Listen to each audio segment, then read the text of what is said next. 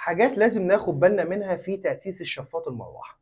طيب ناس كتيرة الفترة الأخيرة اتجهت لإن احنا نعمل الشفاط المروحة، ليه؟ لأن قوة الشفط بتاعته أعلى وفي نفس الوقت ما بيكونش ظاهري فوق الجبسن بورد وبيدي شكل جمالي محترم. طب هنتكلم هنا إن احنا أسسنا الشفاط المروحة. طب هنتكلم من بره لجوه. أول حاجة الشفاط المروحة بيبقى خارجي، ما بنضطرش نحطه جوه، فبالتالي ما بنسقطش بالجبسن بورد. من بره اول حاجه بنحط فوق المروحه مظله، المظله بتحميها من الامطار او اي حاجه لا قدر الله بتقع من فوق. تاني حاجه المروحه، المروحه لازم نستنضف فيها يا جماعه، المروحه لازم تكون الماني AEG، حاجه محترمه عليها ضمان محترم. تاني حاجة اللي بيشيل المروحة لازم يكون كوع صاج وليس فليكسبل، عشان ده مؤثر للعوامل الخارجية اللي بره وفي نفس الوقت يتحمل تقل المروحة.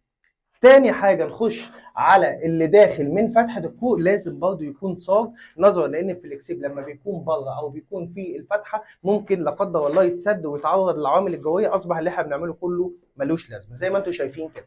طيب انا هطلع في الحمام نقطتين فوق الكابينة وفوق القعدة، يبقى انا اصبح ان انا هعمل حرف تي يطلع بنقطتين. طيب طلعت هنا نقطة وهنا نقطة. طب المروحة الAEG دي بتبقى قدرة الشفط بتاعتها 830 متر مكعب في الساعة. طيب يبقى اصبح ان انا عندي نقطتين، يبقى هنا 415 وهنا 415، اصبح ان هو مناسب في الحمامات. طيب في اوبشنال زياده ان احنا بنركب الشفاطات الهيدن فوق، واصبح برضه بنركب الشفاط اللي موجود داخل الراموتال. اصبح ان انا موجود في الحمام لا قدر الله عشان الحوادث، لا قدر الله عشان البخار، اصبح ان انا مامن نفسي تلقائي، وشكل الشفاط حلو جدا وبيشفط بطريقه محترمه. اما هنا في الحمام ده الحمام التاني بالمناسبه في الفيلا، اصبح نفس النظام مقارب الى حد ما للحمام اللي تحت. اصبح ان انا عامل فتحه برضه شفاط فوق الكابينه والفتحه الثانيه فوق القعده مباشره.